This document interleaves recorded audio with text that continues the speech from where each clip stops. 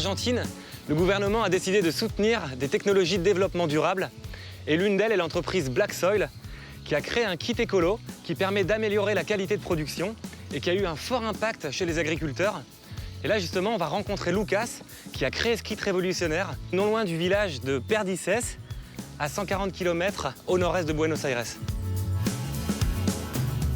Quand est-ce que tu as commencé avec Black Soil? Bien, j'ai commencé en 2013. Les semences allaient se perdre.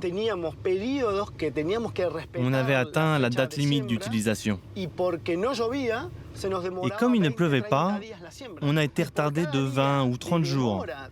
Et chaque jour de perdu, c'était à peu près 20 à 60 kilos de semences qu'il fallait jeter. Waouh, et de quoi? De soja? Du soja, du maïs, du blé, un peu de tout. Allez, viens, on va voir la machine maintenant pour voir comment elle fonctionne. Le principe, c'est de planter chaque graine une à une, de manière optimum. Bon, allez, je vais te montrer. C'est ça, la machine. Elle est entraînée par le cardan du tracteur. Le cardan entraîne le système hydraulique. Ça active une pompe qui ramène l'eau depuis la citerne pour la faire couler dans les sillons. Dans chaque sillon? Oui, dans chaque sillon. Et quand tu me dis que chaque graine va avoir un petit coin d'humidité autour d'elle, de quelle largeur parles-tu? On creuse un trou d'un diamètre de 2 à 30 mm. Et ça correspond à combien de gouttes d'eau? Presque 20. 20 gouttes d'eau par graine.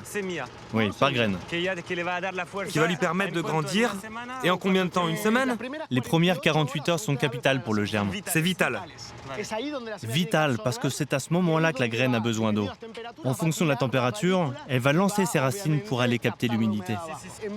Un agriculteur avec un système d'irrigation classique consomme environ 200 000 litres d'eau par heure. Ici, on n'en utilise que 200 litres. Par heure, on économise donc 200, 300, 400, voire 1000 litres d'eau par hectare. 1000 fois moins. 1000 fois moins. Et après, on ajoute les nutriments. Nos nutriments sont consommés à 100% par la graine. Avec les fertilisants classiques, on en perd une grande partie qui s'infiltre dans les sols ravinés par la pluie. Par exemple, au Brésil, au Paraguay et en Uruguay, on utilise beaucoup de fertilisants. Dès la première pluie, ils s'en vont et terminent dans les rivières, les mares et les lacs, puis les océans. Et qu'est-ce que ça provoque? Une grande pollution.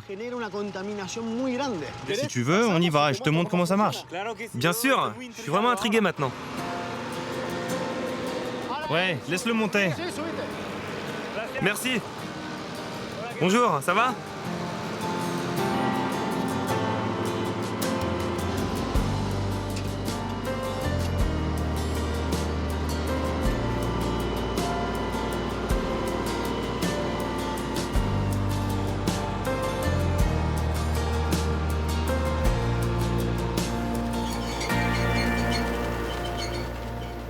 Il y a déjà un peu d'humidité là. Oui, le sol est très humide dans cette zone. Plus ou moins 5 cm? Exactement. La graine a déjà un peu d'humidité autour. C'est détrempé. Ici, tu vois, la graine est comme dans un nid. Pour qu'on puisse concentrer l'humidité. Tu vois? Que nous voulons arroser, c'est cette partie. Elle va rester là pendant environ 15 jours. Une quinzaine de jours? Mais jusqu'à quelle profondeur? On plonge de 5 à 8 cm, là où la graine est plantée. Et donc, comment ça marche? La racine, c'est le plus important. Elle va descendre jusqu'à 12-15 cm. Et à 12 ou 15 cm, là, il y a de l'humidité. Oui, il y en a toujours, et elle va le capter. Une fois que le germe a poussé, il va s'enfoncer toujours plus profondément et la plante va pouvoir se développer et sortir de terre. Ce projet de kit écologique permet d'avoir 30% de productivité en plus par rapport à une production normale. Et ce qui est vraiment génial, c'est qu'en fait, on ne dépend pas des pluies et on économise vraiment beaucoup d'eau. L'Argentine, c'est quand même le 5e exportateur mondial de maïs. Donc c'est très important pour eux de pouvoir être efficaces.